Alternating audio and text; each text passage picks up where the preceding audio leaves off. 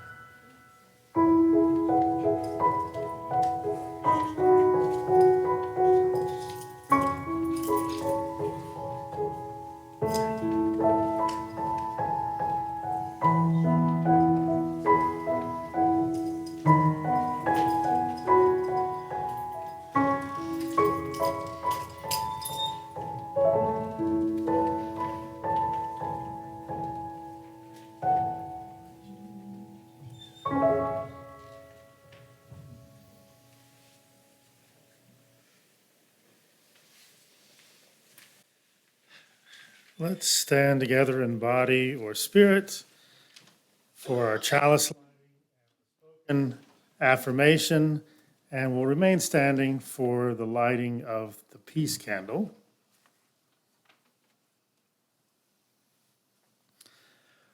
Why a flaming chalice? The question comes.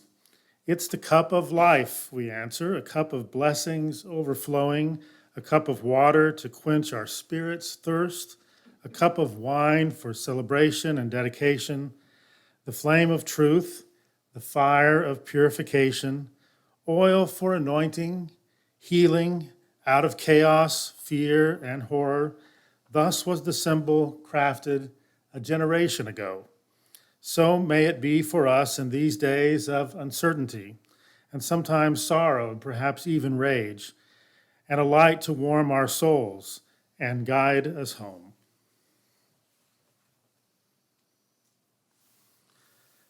Let us join together in the spoken affirmation. Love is the spirit of this church, and service is its law. This is our great covenant, to dwell together in peace, to seek the truth and freedom, and to help one another. Hear this universal prayer for peace. Lead me from death to life, from falsehood to truth. Lead me from despair to hope, from fear to trust.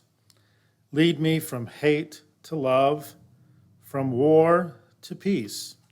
Let peace fill our hearts, our world, our universe. Peace, peace, peace. We light this peace candle to remind us of all the places in the world where there is no peace.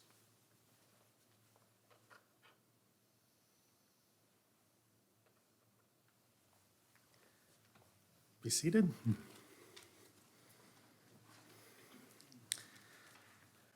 Our opening thought this morning comes from a writing by one of my favorites. You already know who she is, Katharine Hayhoe, who lives down the road in Plano. She writes in her book, Saving Us, these words: rational hope accepts that success is not inevitable or even entirely probable. It takes courage to do that, but when we are doubtful, when the odds are low and success is possible rather than probable, it's that courage and hope that carry us forward. Real hope also provides a vision of a future that we want to live in, where energy is abundant and available to all, where the economy is stable, where we have the resources that we need, where our lives are not worse, but better than they are today. It's a hope that is aware of all the others who are already working to make that future happen, and a hope that understands why we're doing this.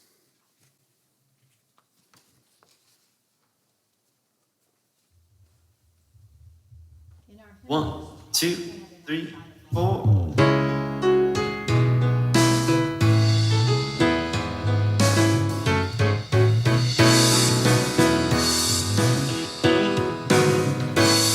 The promise of the Spirit,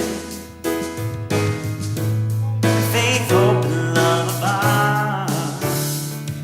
And so every soul is blessed and made whole. The truth in our hearts is our guide.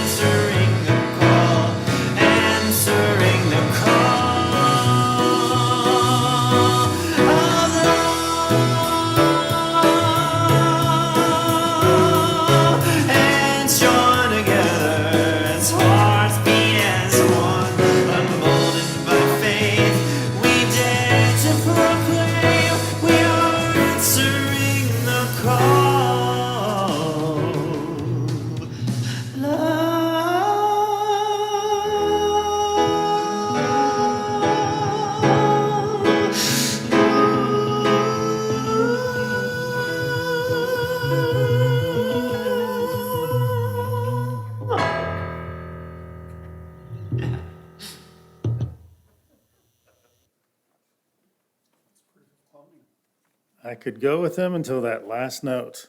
I couldn't hit that last note. Our next reading comes from Grace Lee Boggs, who was one of the founding members of the Boggs Center in Detroit, Michigan, a center that's done quite a bit of community organizing within Detroit, including the organizing that's helped lead to the efforts to build urban farming as a key part of the reinvigoration and regeneration of Detroit over the last number of decades. This reading is from an essay she wrote titled "The Beloved Community of Martin Luther King." Boggs writes, "In his major writings and speeches in the last 2 years of his life, Where Do We Go From Here, Community or Chaos, and Time to Break Silence, King began to project a new kind of radical revolution that would begin to shift from a thing-oriented society to a person-oriented society. He rejected the dictatorship of technology, which he said diminishes people because it eliminates their sense of participation. Enlarged material powers, he warned repeatedly, spell enlarged peril if there is no proportionate growth of the spirit, of the soul. When machines and computers, profit motives, and property rights are considered more important than people, he said, in 1967, by the way, the giant triplets of racism, materialism, and militarism are incapable of being conquered. Instead, King had a vision of people at the grassroots and community level participating in creating new values, truths, relationships, and infrastructures as the foundation for a new society. He called for programs that would involve young people in self-transforming and structure-transforming direct actions in our dying cities. He called for a radical revolution in values and a new social system that goes beyond both capitalism, which he said is too I-centered, too individualistic, and beyond communism, which is too collective, too statist. Our meditation, our words for our practices this morning come from Joan Javier Duval, a meditation for challenging times. Let's take a moment just to sit in a relaxed way, become grounded as much as possible in your chair, and let's take a deep breath in and out.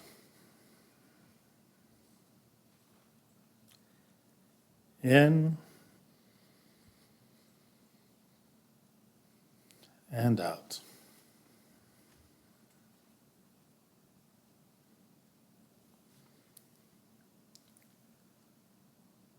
Holy mystery, silent presence, uncertain bearer of the weight of it all.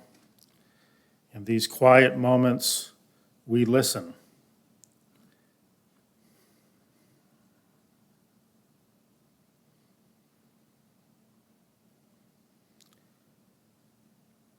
We listen for the maybe still breathing, perhaps still whispering, faintest sign of the universal good.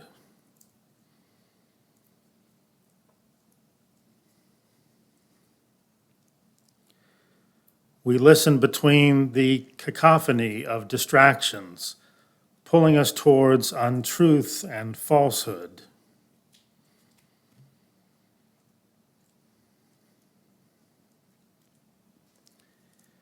We listen amidst the shrill cries of desperation, of we've had enough, of when will they stop killing my people, of how much more will the waters rise, of when will it be safe to return to my home, of how much longer can I hang on.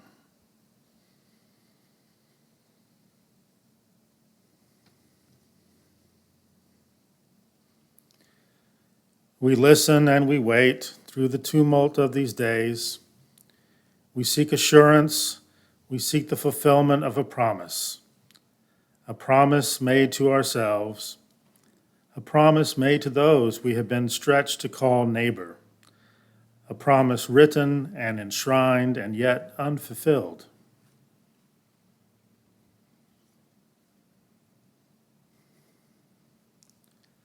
Help us, abiding mystery, to hang on, to hold on when all is in question, when all is in doubt.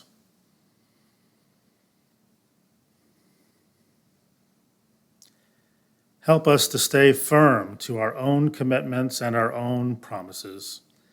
Lead us back into connection, back into the bonds of humanity that help us to know each other as beloved.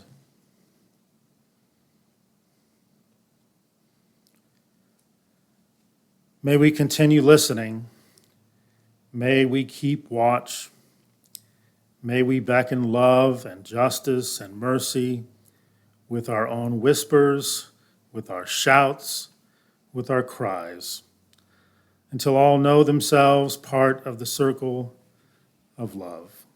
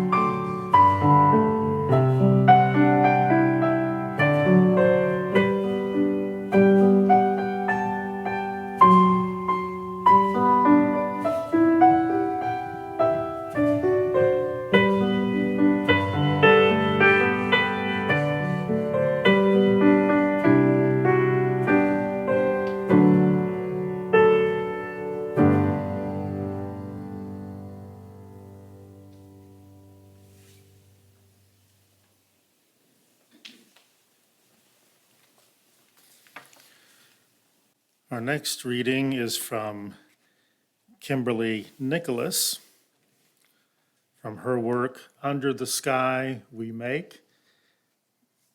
Kimberly Nicholas is from California, not too far from the Bay Area, but now she is a professor of environmental studies in Sweden. She writes these words: "We need a new mindset to have a good future for life on Earth. We can and must change the story of exploitation by identifying all the ways this mindset is baked into our current society, eradicating it and replacing it with a better one. My suggestion for a better story is what I call the regeneration mindset, which is focused on working with rather than against nature and bringing out the best of ourselves and of one another. I've boiled down the regeneration mindset to 3 ideas that could be embroidered on your grandma's throw pillow or pasted in construction paper on your kindergartner's classroom wall. Respect life. Stop harming life. Strengthen life. Sounds pretty basic, but as I hope to illustrate, I think these principles are flexible enough to guide action across diverse circumstances. Actually putting them into practice would be profoundly transformative."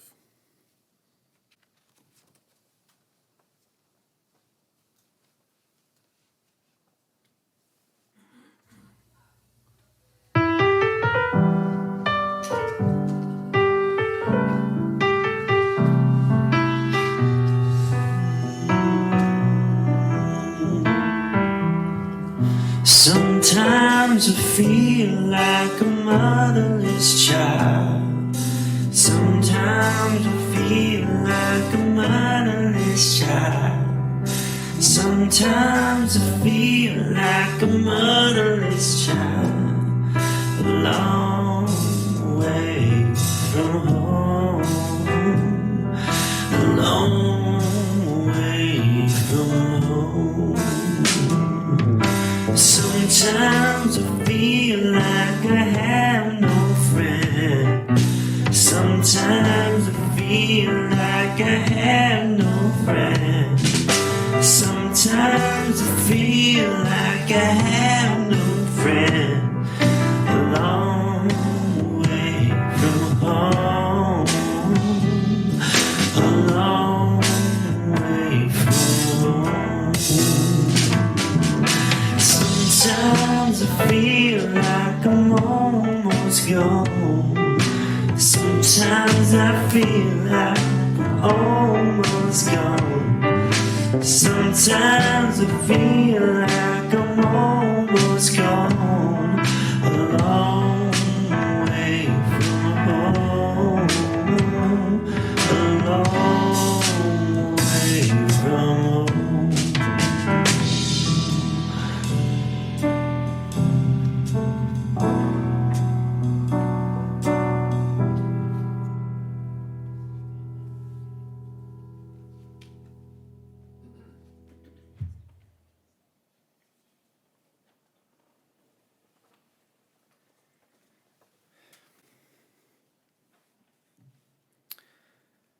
As many of you know, the last 8 times that I've been with you, I've been reflecting on the 8 principles of Unitarian Universalism that this congregation has adopted, and 7 of which all of Unitarian Universalism has adopted, and many have adopted the 8th principle as well.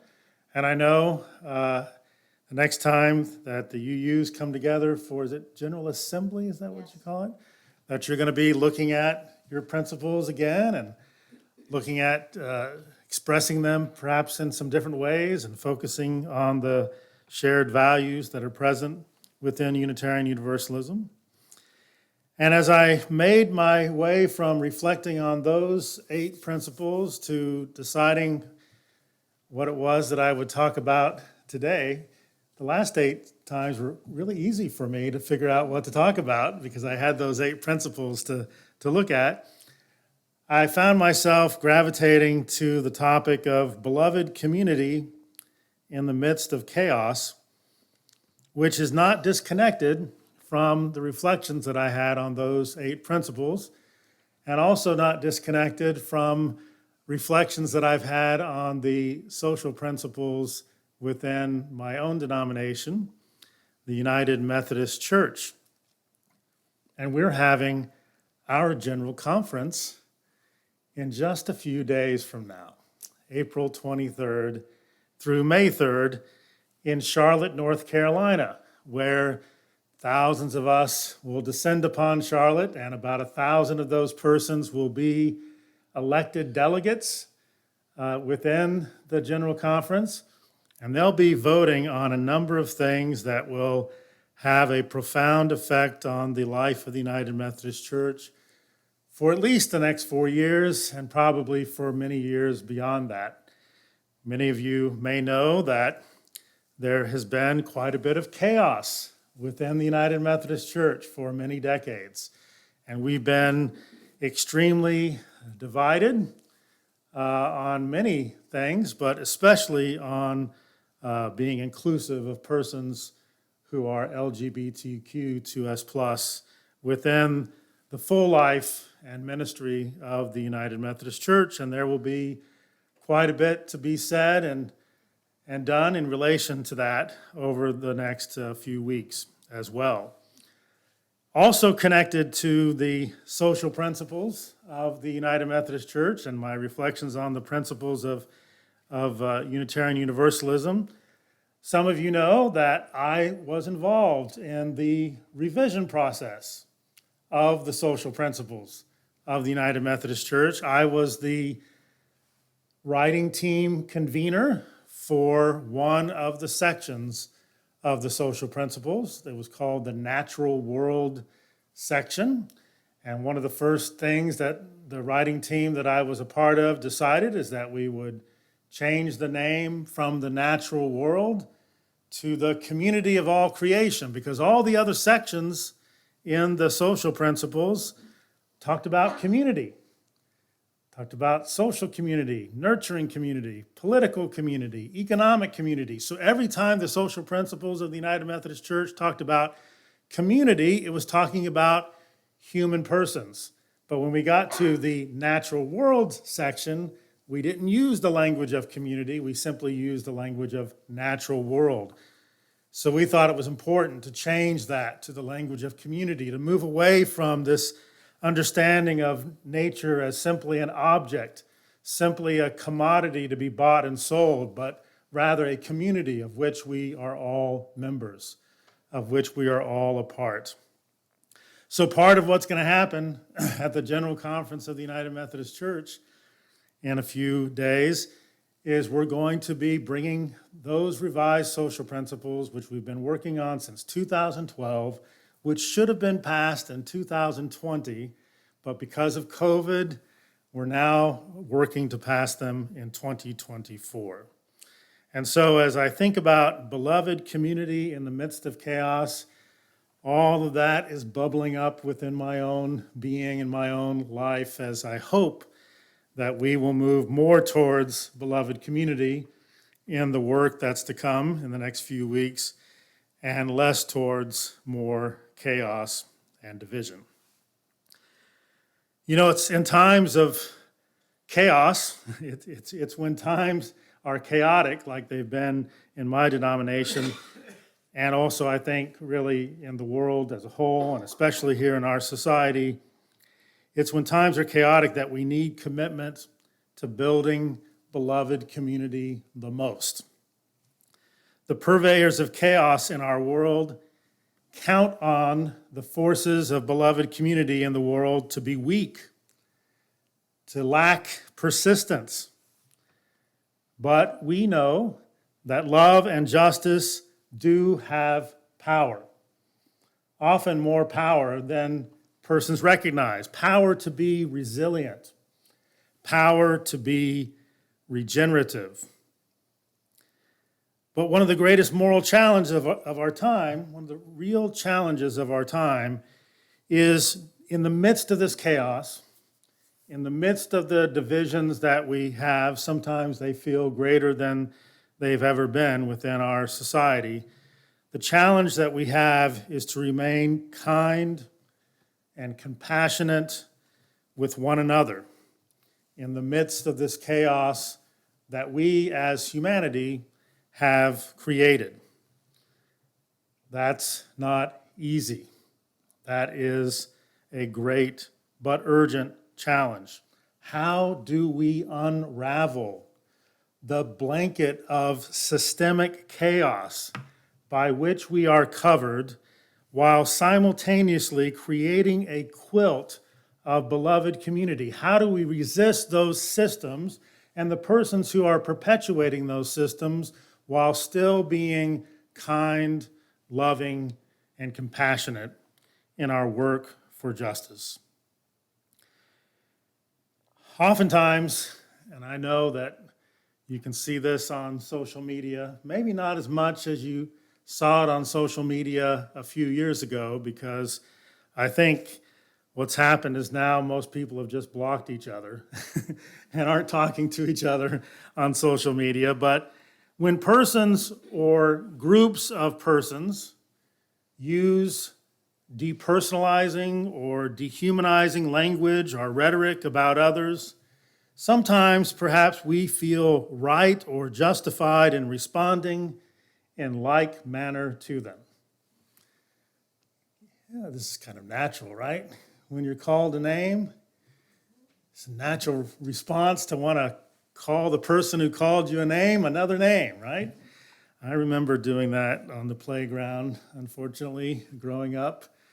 I think perhaps some of you may have had that experience as well.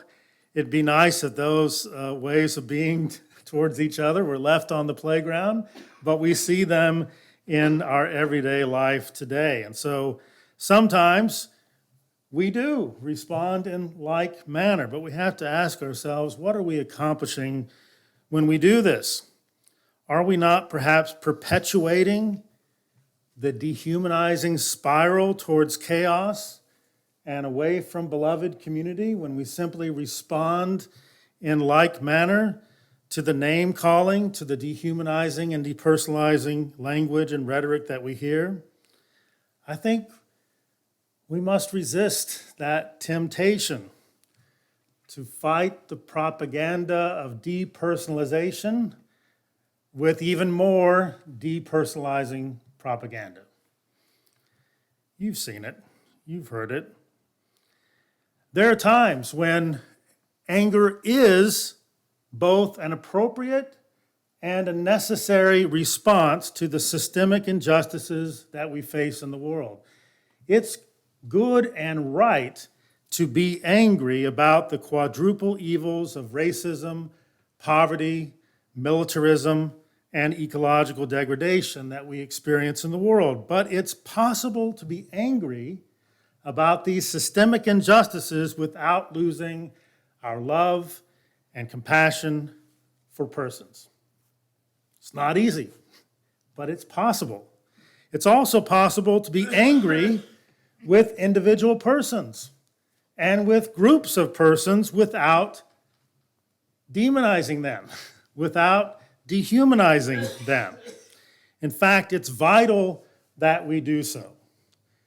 If you look at the history of humanity, almost every time we start using dehumanizing, depersonalizing language in relation to each other, almost every time we do that, it's followed by actions that dehumanize, actions that harm, actions that become deadly.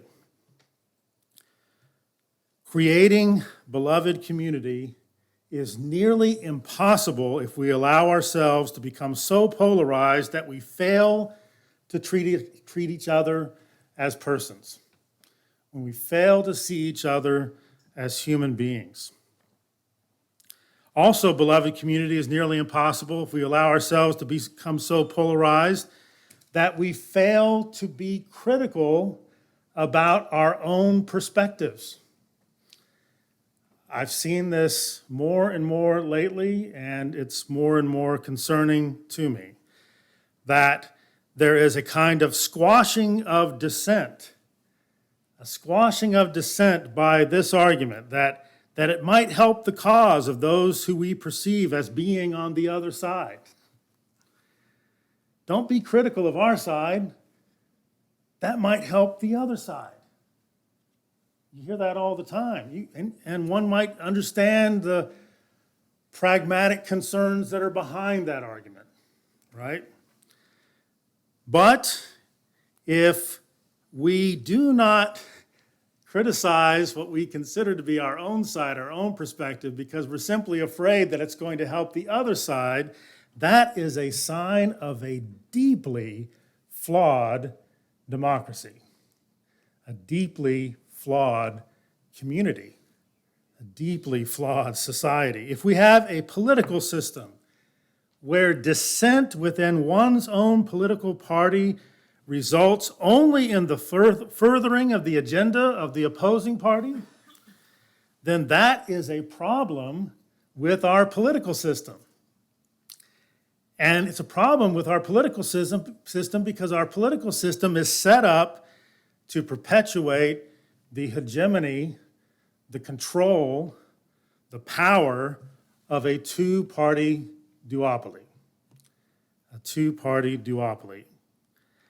I've lost track of how many times I've been told not to be publicly critical of the candidate from my own political party, owing to the fear that any public dissent will benefit the opposing party. I hear it all the time. Anytime I make a criticism of someone from my political party that I'm a member of, I hear this argument that I'm helping the other party by expressing that dissent, that criticism publicly.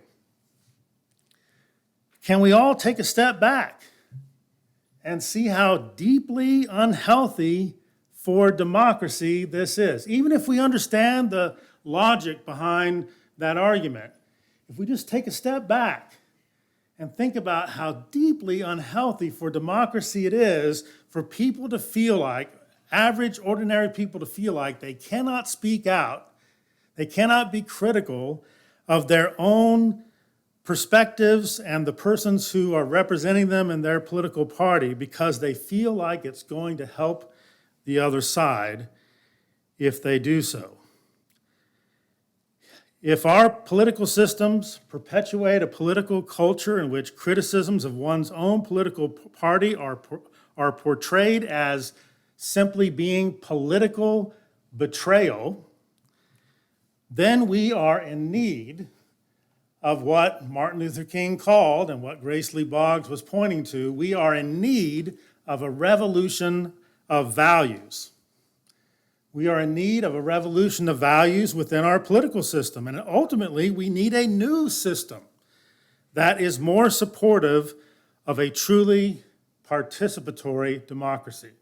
A system that is supportive of criticizing, a system that's supportive of appropriate dissent. Because as we continue to silence dissent in the name of party loyalty or for the sake of protecting democracy itself, you know that those with money and power are not silencing themselves. Nope, they are not. They are continuing to speak openly through their money and their power. It might be behind the scenes, but they are still speaking openly. They are still furthering their agenda, thus furthering the marginalization of persons whose only way to be heard is through the public expression of their concerns, through their own voices. And that is not the path towards beloved community. If we continue to marginalize regular persons, tell them they have to be quiet, tell them they can't dissent, for the sake of protecting democracy, that is not the path to beloved community. Unless we create a system in which people can speak their concerns freely, organize freely to advocate for their concerns, and vote freely for the persons who represent their concerns, then we will continue to see increased division and polarization within our communities. This is the path of chaos we currently find ourselves on. The path of chaos on which we see each other as libtards and maggots, rather than as persons seeking beloved community together. You've heard those words. You've heard the two sides call each other those horrific words. Every time in history, we use dehumanizing, depersonalizing language of other persons.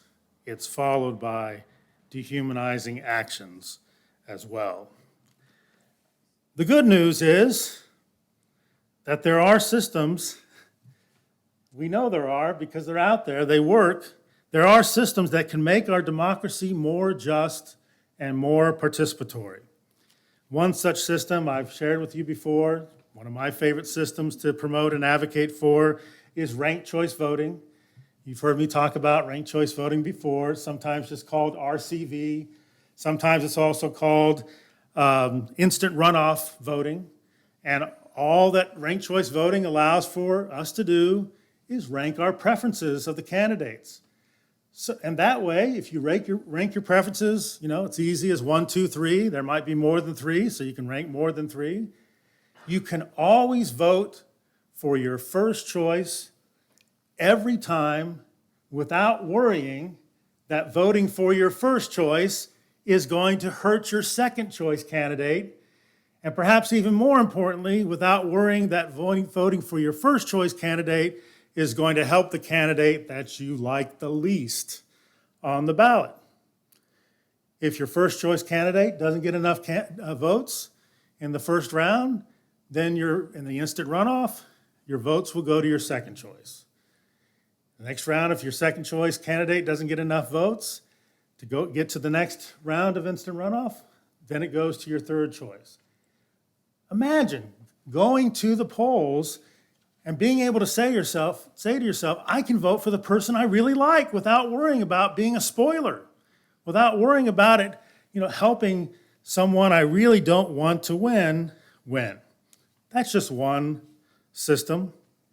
That's just one potential reform that might be part of a revolution of values that could help us have a more participatory democracy. But the persons, groups, and entities with wealth and power in our society who are benefiting from the chaos and division of our current system are doing everything in their power to block ranked choice voting, to block instant runoff voting. They're also doing everything in their power to block other reforms for a more participatory democracy. State legislature after state legislature, including attempts in my home state, across the river in Oklahoma, are attempting to ban ranked choice voting, to make it not possible for the state of Oklahoma or any municipalities in the whole state to vote for and implement ranked choice voting.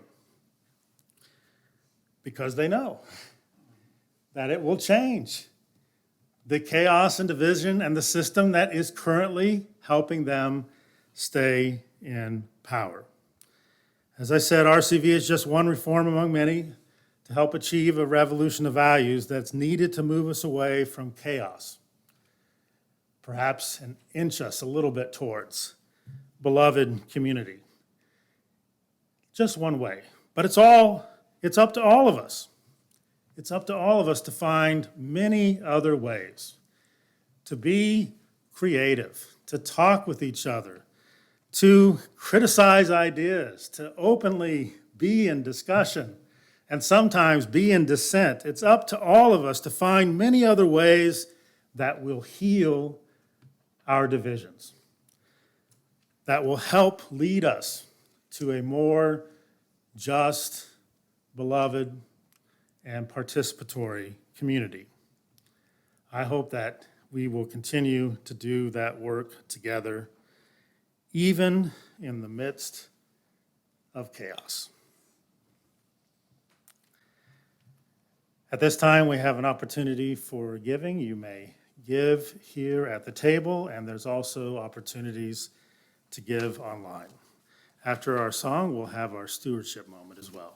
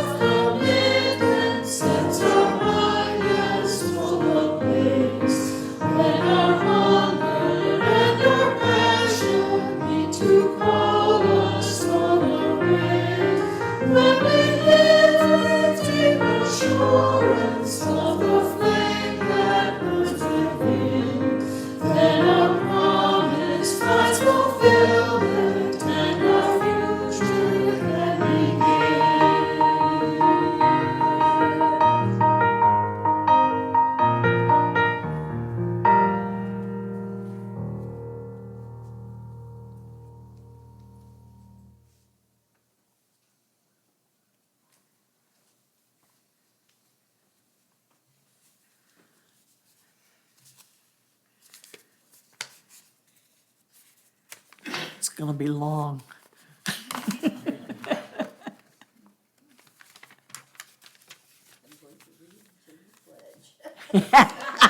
There you go.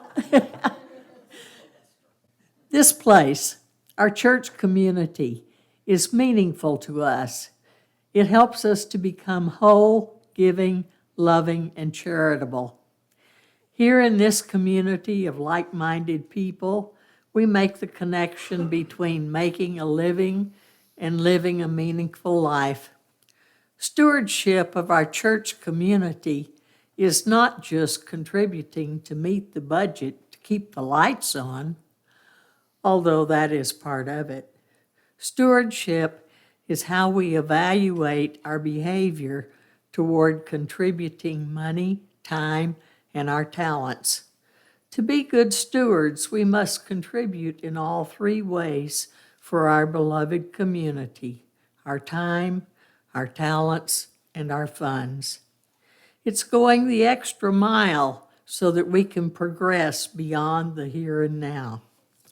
When Gil and I moved here from Montana in 2005, we expected to take up with friends we had when we graduated from Sherman High School, but they had moved on with their lives and we had with ours. We no longer had similar interests, politics, or religion. In fact, it seemed so oppressive here that we considered moving back to Montana, where we had liberal-thinking friends. Then one day, Marian suggested that we visit this church. Church? We hadn't attended church since before we left Texas 45 years before. Well, it wouldn't hurt. We can try it once. And here we found people that we could communicate with, enjoy, and support. Now I support this community and I want it to grow. I increased my pledge last year and added additional funding for supplies and equipment for yard maintenance, and I'm doing that again this year because I want us to be better and to be able to do more. We have a great place that people love, and I want to share it with others, don't you?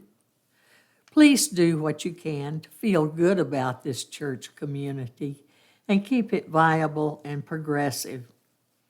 Our Pledge for Progress drive is about you. It's about your hopes for our church and your belief in our ability to move forward together. Every contribution strengthens our church. It ensures that we can continue to provide service to everyone here. Although contributions on Sundays are welcome, we can only budget on what is pledged. So please make your pledge soon to help our church progress. Thank you.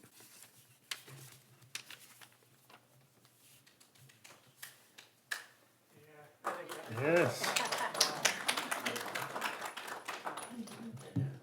That was much shorter than singing 30 verses of Just As I Am.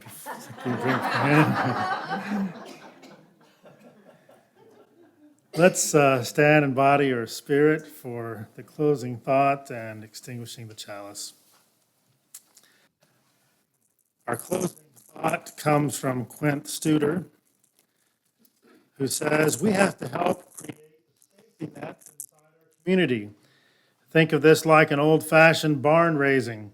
We need to come together to provide help where and when it is needed. It's up to us to create safety nets inside our communities." Let us join together in these words to extinguish the chalice. We extinguish this flame, but not the light of truth, the warmth of community, or the fire of commitment. These we carry in our hearts until we are together